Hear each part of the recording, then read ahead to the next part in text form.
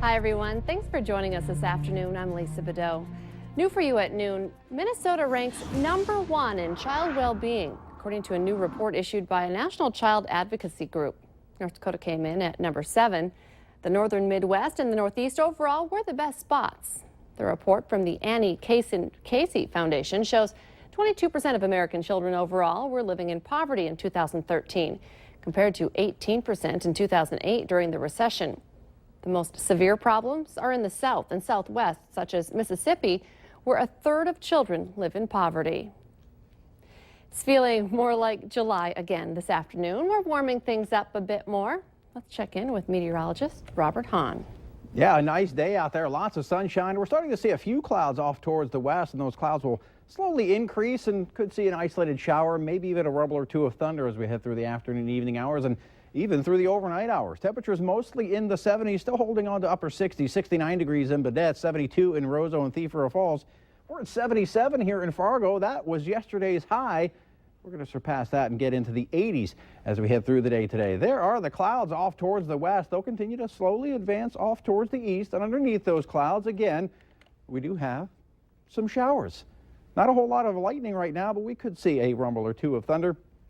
Better look at that as this weak system continues to move across the region. We will see that chance for an isolated shower or storm as we head through this afternoon and into this evening, and even on into tonight. Now, as we head through the rest of the day today, we will see mostly sunny skies along and east of the river with those increasing clouds along to the west, and that slight chance for a shower or storm late tonight and into the early part of your Wednesday. But it looks like the second half of Wednesday looks pretty nice with a return to sunshine and even warmer temperatures. Warmer weather still as we head through the rest of the week and on into the weekend, but we also have more storms to talk about at that point. We'll detail all that coming up in just a few minutes. Thank you, Robert. A popular and longtime weatherman on KFGO radio has died. Terry Spees suffered a heart attack yesterday. Terry was a Hope, North Dakota native and started working at KFGO in 1997 after a lengthy career at the National Weather Service. A lot of listeners know his voice from KFGO's extensive flood coverage, along with his daily reports. A proposal to drop Fargo's property taxes did not pass last night. City Commissioner Tony Gehrig was proposing a 20% cut in property taxes, which he said would still allow for growth. Gehrig says while Fargo's tax levy has remained the same, a 12% increase in property values means homeowners will have to pay more. But a majority of commissioners felt the move was premature. Mayor Tim Mahoney is expected to present his budget in a couple of weeks and would have to rebuild it if a tax cut passed now. Commissioners Gehrig and Dave Pepcorn voted for the cut. Melissa Sobolik, Mike Williams, and the mayor voted against it. North Dakota health officials believe 3 E. coli cases in children may be linked to animals at the Red River Valley Fair in West Fargo. People who attended the fair are now experiencing abdominal cramping, nausea, vomiting, or diarrhea. They're encouraged to contact the North Dakota Health Department. Health experts remind people if you do touch an animal, you should wash your hands afterwards. E. coli can also be contracted by exposure to undercooked meat and contaminated food. Symptoms can show up 10 days from the time of infection. Hawley, Minnesota could have its new police chief. The council voted last night to hire Sergeant Joseph Backlund of Princeton, Minnesota. Backlund would replace Jimmy Macon, who had been the chief since the fall of 2013. He left the department in March. The South Fargo YMCA honored a local couple this morning for their contributions to the organization. Ralph and Darlene have spent their lives taking cross-country motorcycle trips and just returned from their final ride in Montana, the same trip they first took when they got married more than 50 years ago.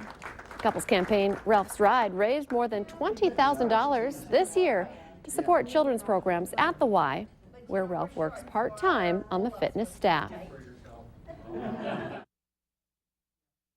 Absolutely, Brad. Now, I don't know if people...